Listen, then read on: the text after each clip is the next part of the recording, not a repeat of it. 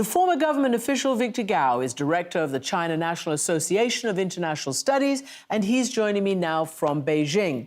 Victor Gao, welcome back to our program. So we know that there have been these unprecedented demonstrations, which appear to have calmed for the moment, but what was your reaction, certainly as a former government minister, you know, with your finger on the pulse, when you saw that? Well, first of all, the unprecedented protests in Beijing and quite a few other cities in China on Sunday night were very alarming because this rarely happened in China. And for such protests to be kind of coordinated in different parts of China involving a dozen cities or so is also truly very remarkable. I think the government need to really go to the bottom of this. And to the extent that there are legitimate concerns expressed about excessive lockdown measures, for example, then the government need to make sure that remedial measures will be taken as quickly as possible. Now, on the other hand, I also heard some of the chants with political tones, which I believe are completely detached from the realities on the ground. And I personally do not support them. I actually firmly oppose them. And I believe maintaining stability for China is the megatrend, is the most important thing to ensure China's sustainable development. Mm-hmm. So, Mr. Gao, you know, there's a famous quote, you would say that, wouldn't you? Of course, I understand that you oppose those protests calling for the removal of Xi Jinping, calling for more freedom. But what is the government's option? You said that they must do something, they must get to the bottom of it. We pose the question of what will the government do, given that, you know, any sort of lifting or sudden lifting of restrictions could cause a massive outbreaks. What does the government fear most? Thank you, Christian. This is a very important question. Before answering your question, allow me to make one brief point. Some of the protesters were calling for human rights. I would advise them that actually the most important human rights as far as China is concerned is the right to life. So without life, you lose every political rights you may want to achieve. Mm-hmm. Therefore, as a result of the dynamic zero COVID policy, China saved a minimum of 1 million lives, or even up to about 10 million lives. And I reached these numbers using the US death number as a reference point. After all, the Chinese population is more than 4 times larger as that of the United States. So whoever who are unhappy about the zero COVID policy should be reminding themselves of the massive amount of lives that China has managed to save over the past 3 years. Oh, okay. Now, you talk... Yeah. I just want to pick you up on that because clearly many people feel that, yes, you're right, there were a lot of lives saved compared to the US, Brazil, etc. However, this is 3 years, and they're feeling like life is being snuffed out. I just want to play you the sound from a protester in Hong Kong.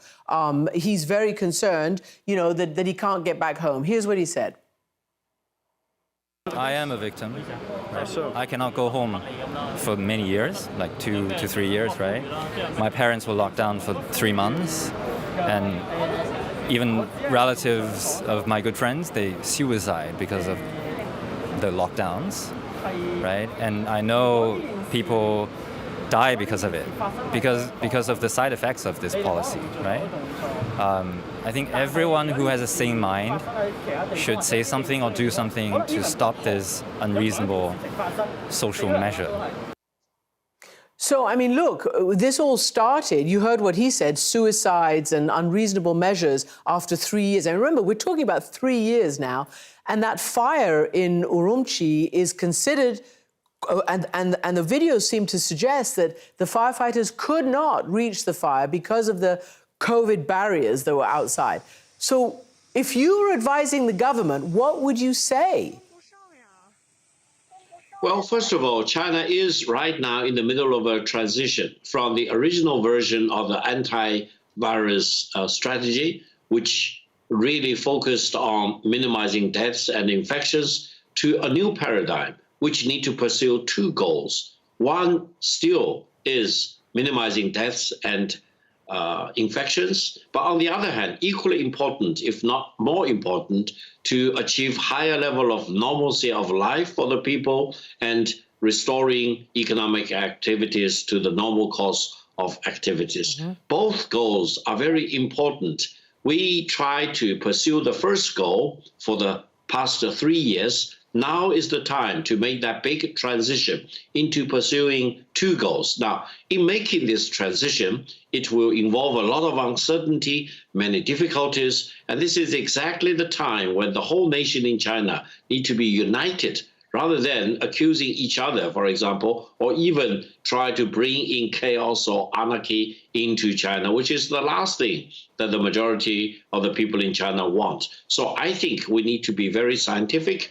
We need to rally behind the government in making sure that China goes through the transition smoothly, with less cost, with less deaths, and with less people getting infected in this transitional period.